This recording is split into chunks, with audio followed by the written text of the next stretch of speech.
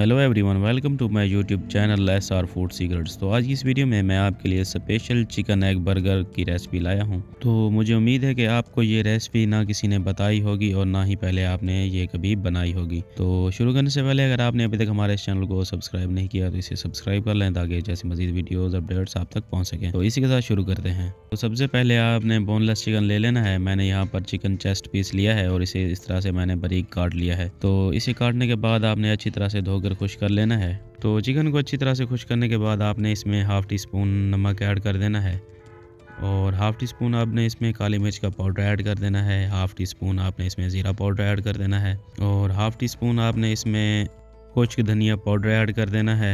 उसके बाद आपने इसमें हाफ़ टी स्पून हल्दी का ऐड कर देना है। तो हल्दी ऐड करने के बाद आपने इसमें हाफ़ टी स्पून गरम मसाला पाउडर और हाफ़ टी स्पून आपने इसमें चाट मसाला ऐड कर देना है।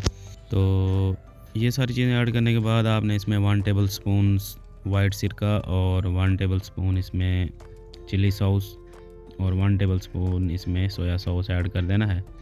तो इसके अलावा 1 टीस्पून आपने इसमें लाल मिर्च कुटी हुई ऐड कर देनी है और थोड़ा सा इसमें ज़र्दा कलर भी ऐड कर देना है। तो ये सारी चीज़ें ऐड करने के बाद आपने हाथ की मदद से अच्छी तरह से इन्हें मिक्स कर लेना है और हमारे इस चैनल को सब्सक्राइब कर देना है। यहाँ पर ये अच्छी तरह से मिक्स हो चुका है तो आपने इसे थोड़ी देर के लिए रख देना है, 10 से 15 मिनट या 20 मिनट के लिए, और उसके बाद आपने इसे अच्छी तरह से कुक कर लेना है। तो कुक करने के लिए यहाँ पर मैंने एक कढ़ाई ली है और उसमें थोड़ा सा ऑयल ऐड कर दिया है। तो ऑयल गर्म होने की सूरत में मैंने यहाँ पर ये चिकन ऐड कर दिया है। तो चिकन ऐड करने के बाद आपने इसकी 4 से 5 मिनट तक अच्छी तरह से भुनाई कर लेनी है दोनों साइडों से। तो यहाँ पर हमारी भुनाई जो है वो मुकम्मल हो चुकी है। तो अब हम इसे कवर कर देंगे ऊपर से और इसे लो फ्लेम पर आपने 8 से 10 मिनट तक फ्राई कर लेना है, कुक कर लेना है मज़ीद। तो यहाँ पर मुझे इसे कवर किए हुए तकरीबन 8 से 10 मिनट हो गए हैं। तो मैं इसका कवर उतार लूँगा। तो यहाँ से बहुत प्यारी खुशबू आ रही है इसकी और जो कलर है वो भी काफ़ी माशाल्लाह बहुत खूबसूरत लग रहा है। तो इसमें थोड़ी सी मेहनत करनी पड़ती है, लेकिन जब ये एक बार आप बर्गर जो है वो खाएंगे तो आप बाज़ार से जो लेते हैं वो आप भूल जाएंगे। बाज़ार वाले तमाम बर्गर जो हैं वो आपको ये भुला देगा। तो इसे आपने अच्छी तरह से ऐसे मिक्स कर लें। तो ये गल चुका है गोश्त जो है हमारा। तो अब आप इसे बाहर निकाल लें किसी प्लेट या किसी बर्तन में। तो चिकन को मैंने बाहर प्लेट में निकाल लिया है और इस तरह से इसके जो है इसे मैश कर दिया है, इसके छोटे छोटे रेशो में इसे कन्वर्ट कर दिया है। तो आपने भी इस तरह से इसका मिक्सचर बना लेना है। तो ये हमारा प्रोसेस मुकम्मल हो चुका है। तो अब हम दूसरा प्रोसेस करते हैं। तो उसके लिए आपने बंद गोभी लेकर उसे आपने जो है श्रेड कर लेना है। उसे जैसे कद्दूकश करते हैं वैसे कर लेना है आपने। इस तरीके से आपने इसे काट देना है। काटने के बाद आपने इसे धोकर अच्छी तरह से खुश्क कर देना है। तो अब आपने पैन में थोड़ा सा ऑयल ले लेना है। आप पैन में या तवे में किसी भी चीज़ पर ले सकते हैं। तो उसको आपने इस तरह से फैला देना है थोड़ा सा, और उस पर बर्गर जो है आपने उसकी दोनों साइडों को यहाँ पर ये सेक लेना है, थोड़ा टोस्ट कर लेना है दोनों साइडों को। तो जब इनमें से आपको खुशबू आने लगे तो आपने यहाँ से इसे उतार देना है इनको। तो यहाँ पर आप दोबारा पैन ले लें, उसमें थोड़ा सा ऑयल ऐड कर दें और 1 या 2 अदद आपने अंडों को अच्छी तरह से फेंट कर इसमें ऐड कर देना है। उसमें आपने और कोई चीज़ ऐड नहीं करनी। तो इस तरीके से आपने यहाँ पर इन्हें फैला देना है और उनकी साइडें चेंज करके उन्हें अच्छे से फ्राई कर लेना है।